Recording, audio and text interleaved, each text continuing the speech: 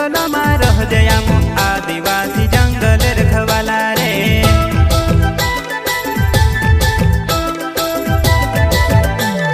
चल जंगल जमीन काजे पूजे रे आदिवासी दुनिया ने रखवाला रे। बाप देव खतरी काजे पूजे रे आदिवासी सबसे निराला रे।